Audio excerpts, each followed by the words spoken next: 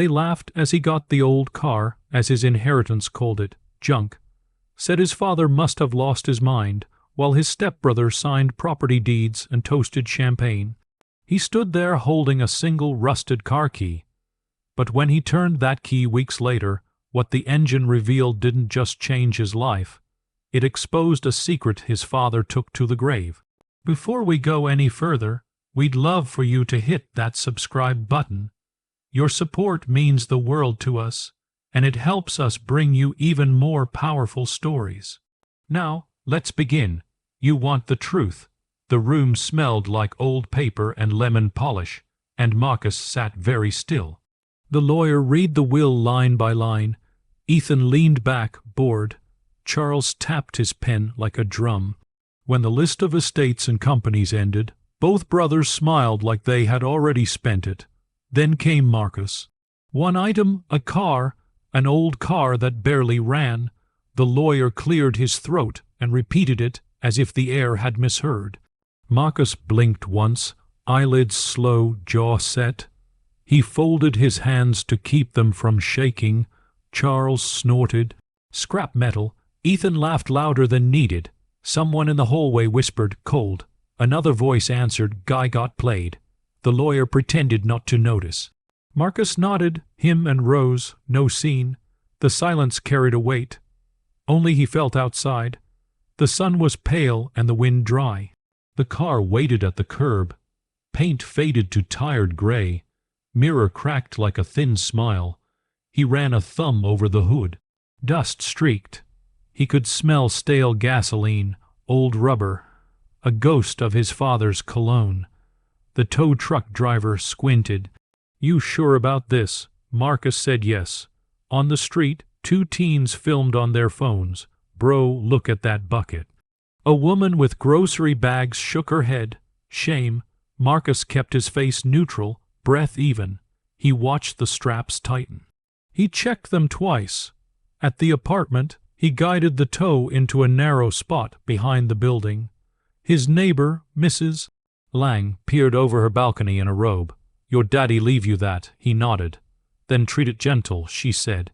Grief makes hands clumsy. Night came early. He wiped the windshield with a damp cloth and sat in the driver's seat. Springs pressed his back. The key turned with a gritty click. The engine coughed, then gave up. He did not curse. He listened to the quiet. A train horn carried from far off. He opened the glove box. A brittle map, a parking stub, no letter. He shut it and exhaled. The sting behind his eyes surprised him. He missed the old man. Even with the distance, he set his forearms on the wheel and let one slow breath leave him. Across the alley, a boy on a scooter rolled by and stared. That yours? Marcus said. Yes. Looks haunted, the kid said. Marcus almost smiled. Maybe it is. He locked the car, pocketed the key, and looked up at the soft moon. Fine, let them laugh. Tomorrow he would find a place that understood old engines. Tonight he would sleep with the window cracked enough to hear the metal cool. Morning light found Marcus easing car out by inches, palm on the fender, shoulder against cool metal. The alley smelled of wet concrete and last night's fry oil. He checked the straps, waved the tow truck forward. The driver muttered, she's tired. Marcus said, so am I, and almost smiled. They rolled up to a low brick building with a hand-painted sign. Inside the car club, the air was dense with oil and coffee. A radio hissed a blues line. A tall woman in a denim shirt wiped her palms on a rag. What are we looking at? Her tag Redilla. Marcus kept it simple. My father's barely runs. Leia leaned into the open hood and sniffed as if the smell might confess. Not junk, she said, but not simple. She waved to the back. Frank, a look. Frank arrived quiet and careful. He peered at the chassis stamp and a small plate near the firewall, then stepped back like someone checking a painting. Huh, he said, and did not explain. Leia noticed. Well, he shrugged. Let's not spook it. They circled. Leia traced a crease under bad paint. This line only exists when somebody cared.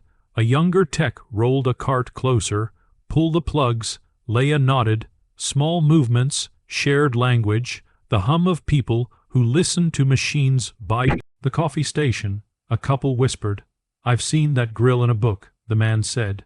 "You always say that," the woman replied, but her eyes stayed on the car. Frank slid under the front with a flashlight. "Original control arms," he called, hand-stamped. He asked for a mirror, angled it deep, then read numbers in a low voice. Leia repeated them. Silence held. "That matches an early run," Frank said at last. No drum roll, just a fact set gently on the table. Heat rose in Marcus' cheeks. Not triumph, relief. He had not imagined the tug that brought him here. He rested a thumb on the cracked wheel and let the grit anchor him. Leia asked to pull the rear seat. The bolts groaned. Dust fanned the air. An envelope slid out from the springs. His name on the front in his father's blunt hand. The room held its breath. Marcus slipped it into his jacket without opening it. He wanted the truth before the letter told him what to feel. They worked without theater. Leia brushed a badge with a soft toothbrush. The tech loosened a seized bolt in slow quarter turns. Frank sketched notes in a neat hand. Marcus fetched trays, held a lamp steady. The radio faded under murmurs and the faint tick of cooling metal. Two teenagers pressed faces to the glass. "Dude, that's from the rumor," one whispered. "You live on rumor," the other said. By noon, the shape under grime looked deliberate. Frank unwrapped a manual and compared measurements, checking twice and then again. His voice stayed soft. "If this is what I think, it belongs in light, not a backlot." Leia met Marcus's eyes. "Next step is verification," she said. He nodded. The envelope thumped his ribs like a drum. He did not open it. The truth was still speaking. He exhaled. Verification took a week. The car stayed behind a rope, half disassembled, half reborn. Experts came and went, whispering around it like doctors at a quiet bedside. They measured, photographed, compared paint layers. Every time Marcus walked in, conversation dropped, then resumed softer. Frank handled the calls. Leia dealt with the paperwork. Marcus waited, helping where he could, passing wrenches, wiping metal dust off his sleeves. Nights he reread the note's handwriting without opening it, memorizing the curve of his father's M. It felt like the old man still had something to say, but wanted him to earn the silence first. One morning, a museum curator arrived in a dark coat.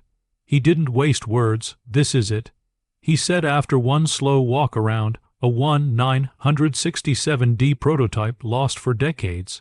It shouldn't exist. He turned to Marcus. "You're aware what that means?" Marcus nodded. "Not yet." The curator smiled. "You will." Within days, news spread. Car magazines called it the ghost find.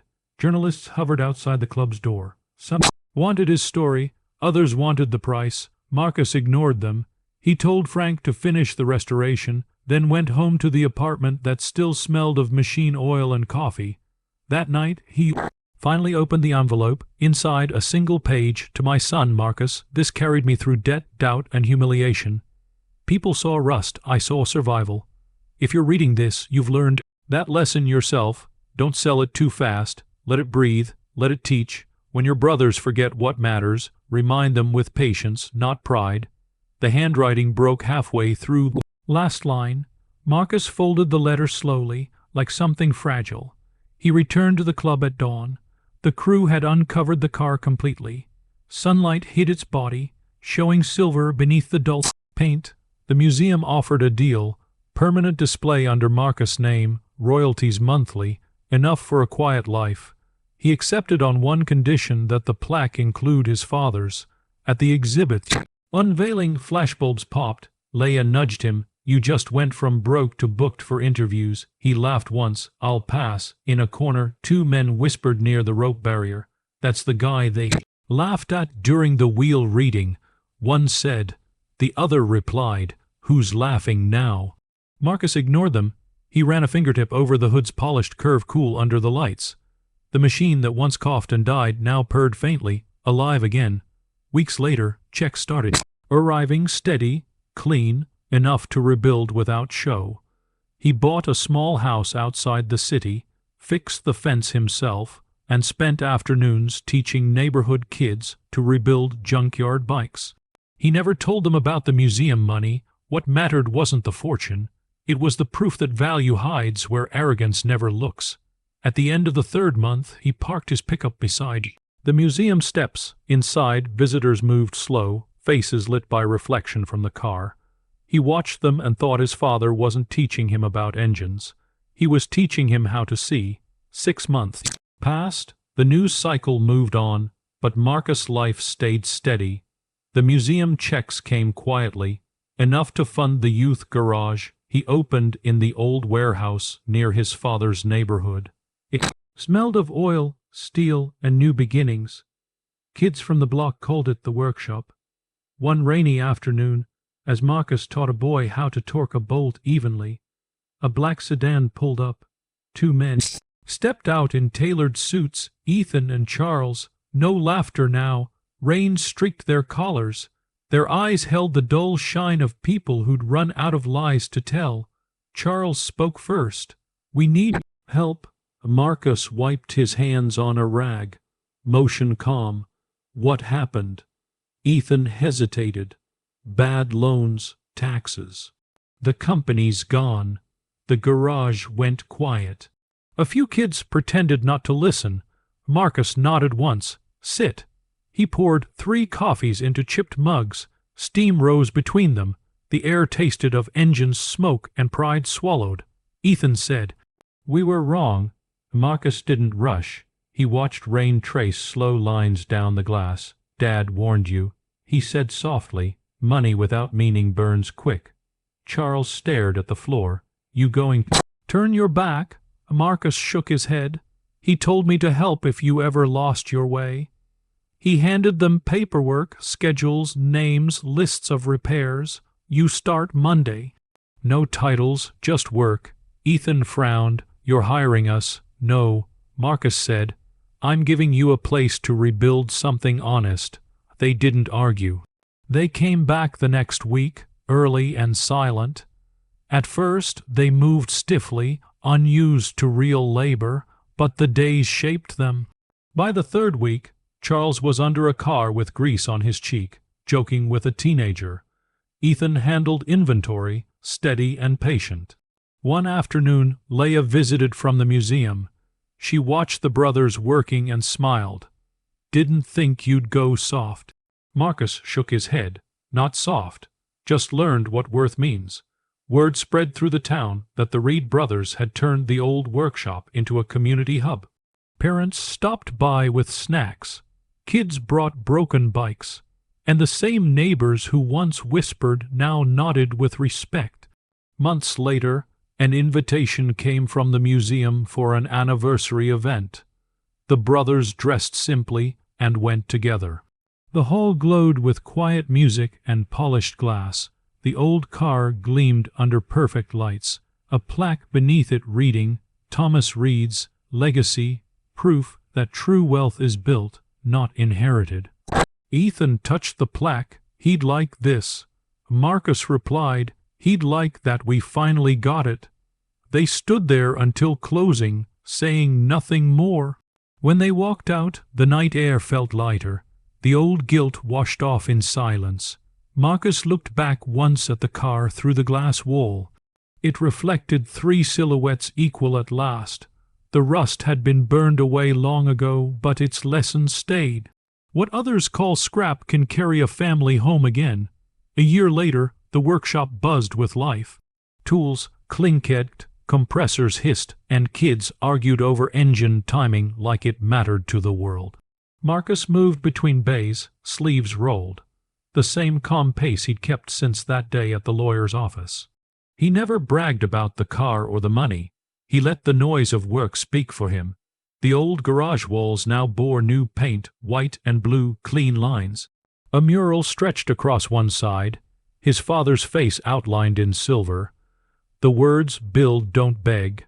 One Saturday morning, he found Ethan teaching a group of kids how to change brake pads. The man who once mocked him now laughed easily.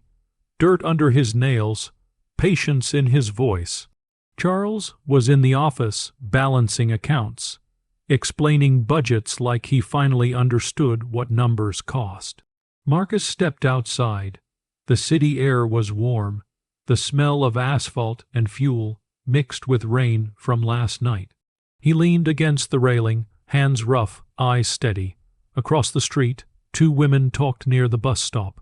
"That's the guy from the inheritance story," one whispered. The other said, "Funny how life flips. Those brothers used to run everything. He didn't turn, he just listened, a faint smile curling, let them talk. The truth didn't need defending anymore." Later that week, the museum requested a new plaque, one honoring Marcus' restoration program. The exhibit now included photos of the workshop, the kids, and his brothers working beside him. The car still shone beneath the lights, but the caption changed. "The Reed Legacy, Proof that Wisdom Outlives Wealth." During the ceremony, the curator handed Marcus a mic. "You want to say something?" he asked. Marcus glanced at the crowd. Reporters, students, locals. He said, "My father taught me that worth isn't found in what runs smooth, but in what you're willing to rebuild. That's all." Applause came soft and real. When the lights dimmed, Marcus stood alone beside the car. His reflection merged with his father's photo in the glass display. For a second, he could almost hear the old man's voice saying, "Now you understand." He whispered, "Yeah, I do." Outside, rain started again, tapping the museum windows like quiet applause. Marcus zipped his jacket and walked into the night, hands in his pockets, the city lights stretching ahead. Behind him, the car sat still and perfect, a relic that carried a family from arrogance to grace. And just like that, the story closed where it began, with a man, a father's lesson, and a machine that turned mockery into memory. Sometimes what looks worthless hides the greatest legacy. Marcus didn't chase revenge. He built something lasting. If this story moved you, share it. Someone out there needs to be reminded that humility often wins louder than pride.